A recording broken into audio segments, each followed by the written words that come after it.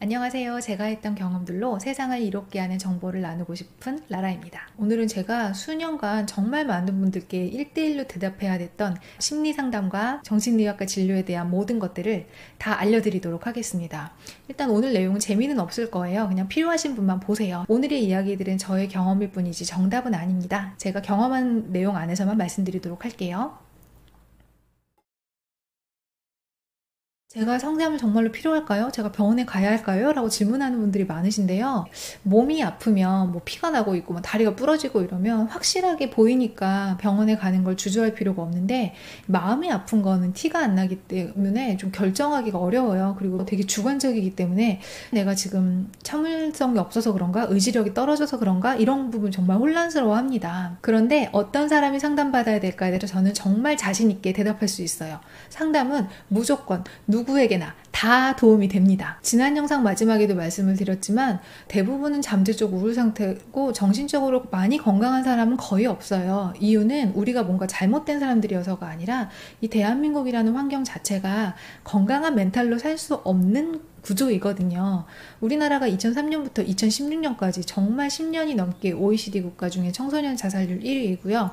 OECD 국가의 평균 자살률에서 우리나라가 2배가 높거든요. 정신과에 방문하는 사람도 다른 나라에 비해서 4분의 1 정도밖에 안 되고, 심리상담센터를 방문하는 것조차 꺼려하는 나라이고, 또 감정 표현이 굉장히 억눌려 있는 나라이기 때문에 우린 대부분 정신적으로 그렇게 건강한 상태는 아니에요. 그래서 그냥 누구나 상담을 받으면 정말 누구나 도움이 됩니다. 뭐 증상이 있는 경우가 있죠. 뭐 굉장히 우울하다거나 대인 기피가 생겼다거나 뭐 분노가 조절이 안 된다거나 어떤 강박 증상이 불편할 만큼 심해졌다거나, 이렇게 증상이 많이 심해졌을 때는 이미 늦었어요. 그래서 증상이 심하면 심할수록 상담 기간도 늘어나고 상담 내용도 굉장히 힘들어져요. 그래서 굉장히 경미하다고 느끼는 증상이어도 무조건 상담을 가면 무조건 유리합니다. 물론 좋은 상담사를 만나야 도움이 되긴 하는데요.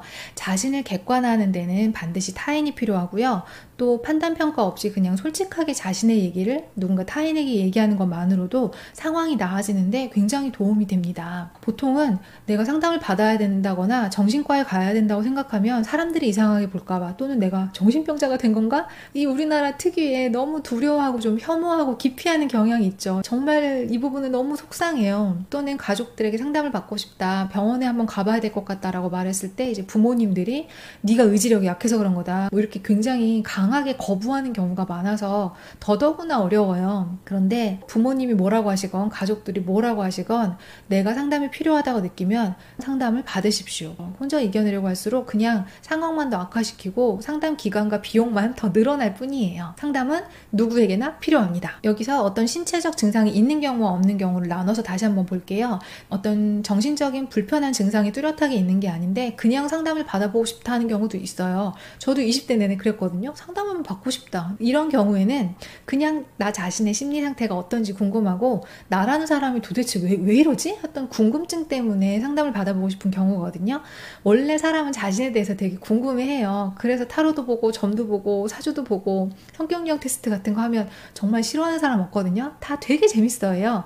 그 이유가 자기 자신에 대해서 궁금하고 자신의 심리가 궁금해서인 거죠. 이런 경우에는 심리 상담을 받아보는 것보다는 그냥 성격 유형 검사, 심리 테스트 같은 일회성 검사를 통해서 나 자신을 이해하는 것만으로도 충분히 의문이 풀리고 도움이 될 수 있습니다. 사실은 근데 증상이 있다 없다도 너무 주관적으로 파악하기가 어려운데, 예를 들어 나는 우울해. 근데 정말 죽을 것 같이 자살 충동이 일어날 만큼 우울할 수도 있고, 그냥 날씨 흐린 날, 비 오는 날 좀 우울하다, 이런 우울함일 수도 있고, 이게 우울이란 단어 안에 그 사람이 느끼고 있는 정도를 알 수가 없기 때문에 증상이 있다 없다를 주관적으로 파악하기가 어렵지만, 좀 규정을 해보자면 뭐 눈물이 멈추지 않는다거나 불면이 너무 심하다거나 너무 지나치게 히스테릭하고 예민해져서 되게 크게 짜증내거나 반응이 커진다거나, 이렇게 어떤 정서적인 증상들이 일상에 불편한 만큼 있는데 또 그 불편이 스스로 컨트롤이 정말 너무 안 된다, 며칠 쉬고 이런 걸로는 컨트롤이 안 되는 정도다, 이런 경우에는 정말 반드시 상담이 필요하고요. 이렇게 증상이 있는 경우에는 저는 병원 진료도 적극 추천을 합니다. 적절한 약과 병행을 하면 상담이 훨씬 유리하고 효과가 좋을 수 있거든요. 상담비 역시 정말로 케이스 바이 케이스인데요. 뭐 5만 원부터 뭐 20만 원, 30만 원, 50만 원까지 상담 센터나 상담 선생님에 따라서 달라질 수 있습니다. 저의 경험으로는 최소 6개월 정도는 상담을 유지해 주는 게 도움이 되었습니다. 뭐 이것도 케이스 바이 케이스지만요.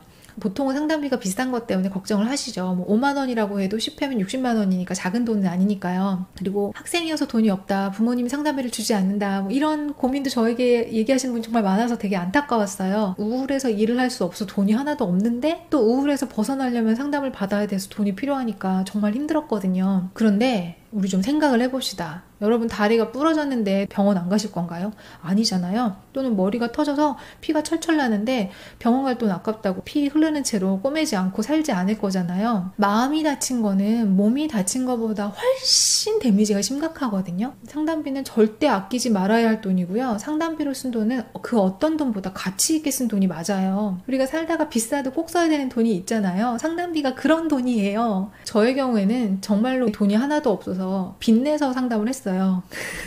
상담으로 좋아져서 일을 할 수 있게 돼서 일을 해서 또 빚을 갚았습니다. 그냥 비싸다, 무조건 돈이 없다, 부모님이 안 도와준다라고 포기할 일이 아니라요. 정답이 없는 경우에는 찾으면 방법은 반드시 있어요. 모든 대학에는 대학 상담센터를 운영하고 있고요. 그리고 정부나 기관이 운영하는 무료 상담센터들도 많아요. 물론 무료이기 때문에 좀 예약이 많이 밀려 있다거나 하지만 안 받는 것보다 낫지 않겠습니까? 시도해볼 수 있는 무료 상담센터도 있고 조금 저렴한 상담센터도 찾으면 찾을 수 있어요. 저의 경우에도 일반인인데 대학 상담센터를 방문해서 조금 저렴하게 상담을 받을 수 있었거든요. 상담비에 대한 부담을 줄여드리기 위해서 상담 대신 그룹 워크숍을 하고 있습니다. 제가 지금 진행하고 있는 창조성 워크숍은 개인 상담보다 훨씬 비용적으로는 저렴하면서 또 함께하면서 시너지 효과가 나서 상담보다 훨씬 효율적이거든요. 이것과 관련된 내용 따로 방송을 하도록 할게요.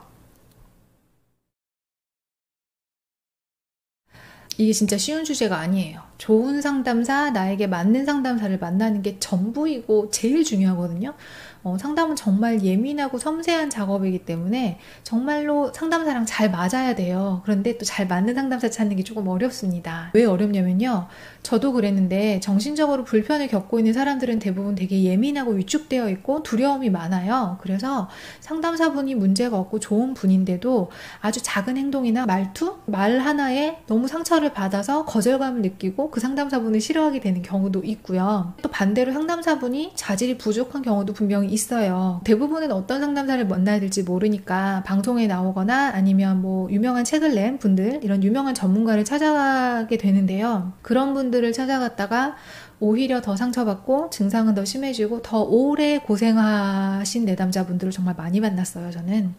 물론 기본적인 상담에 대한 지식 습득과 훈련이 되어 있는 상담사를 만나야겠지만 무조건 자격증이나 전문가라는 것에만 의존하지 말고 내가 직접 만나보고 결정하는 것이 좋습니다. 자신한테 맞는 상담사는 한 번에 못 만날 수도 있어요. 친구가 정말 좋다고 해서 친구의 추천을 받고 갔는데 그 친구랑은 잘 맞는데 또 나랑은 잘 안 맞을 수도 있잖아요. 그래서 한 번에 만날 생각하지 않고 조금 여러 번 좀 시행착오를 할 수도 있다는 것을 염두하고 있으면 조금 마음이 편하실 거예요. 근데 그만큼 중요하긴 하거든요. 잘 맞는 상담사를 만나는 게. 그래도 조금 좋은 상담사를 만나기 위한 팁을 좀 드려보자면요. 저의 경우 어떤 일이 있었냐면 일단 만나자마자 10번 결제부터 하라고 이렇게 뭐 보채는 카드 결제기를 들고 막 보채는 상담사를 만난 적이 있었어요. 그분도 이제 심리 전공하신 분 추천을 받고 갔었는데 굉장히 당황스러웠거든요. 그래서 결제부터 서두르는 상담사는 당연히 좀 자질을 의심해 봐야겠죠. 그리고 상담사는 기본적으로 조언을 해주거나 선생님처럼 가르쳐주는 사람은 아니거든요. 그래서 뭔가 나에게 가르치려고 들거나 또는 내 얘기를 끝까지 듣지도 않고 막 판단하고 네가 잘못한 거다, 그건 너의 문제다 몰아붙인다면 좀 좋은 상담사는 아니겠죠. 그리고 내 얘기를 굉장히 건성으로 듣는 사람, 아니 얘기하려고 상담에 갔는데 얘기를 건성으로 들으면 상담이 어떻게 진행이 됩니까? 그죠? 그리고 내 얘기를 듣기보다는 자기 얘기를 더 많이 얘기하는 사람, 문제 있죠. 그리고 요건 좀 어려운 문제인데요. 지나치게 공감하는 사람도 좋은 상담사는 아닙니다. 상담사는 객관적으로 상황을 보고 필요하다면 공감을 해줄 수 있어야 되는데 지나치게 내 얘기에 몰입해서 공감을 해준다는 얘기는 자기 치유가 안 된 상담사거든요. 그래서 자기의 어떤 상처나 아픔이 건드려져서 몰입하고 있는 거기 때문에 좋은 상담이 이루어지긴 어렵습니다. 그래서 지나치게 격하게 공감하는 것도 좋은 상담사는 아니다. 우리가 병원에서 의사 선생님이 뭐라고 말하면 조금 물어보거나 반박하기 어렵잖아요. 내가 모르는 전문 지식을 갖고 얘기할 테니까 선생님 말이 맞겠지라는 막연한 두려움이 있는 것처럼 상담사라는 전문가가 나에 대해서 뭐라고 얘기를 하면 어떤 반박을 하거나 불만을 표출하기가 확실히 어려울 수 있어요. 심리에 대한 공부를 하신 분이니까 당연히 나보다 더 잘 알겠지 하는 생각으로 상담사가 하는 말에 움츠러들기가 쉽거든요. 그런데 나도 내가 믿고 상담해도 괜찮은 사람인지 확인하는 과정이 꼭 필요합니다.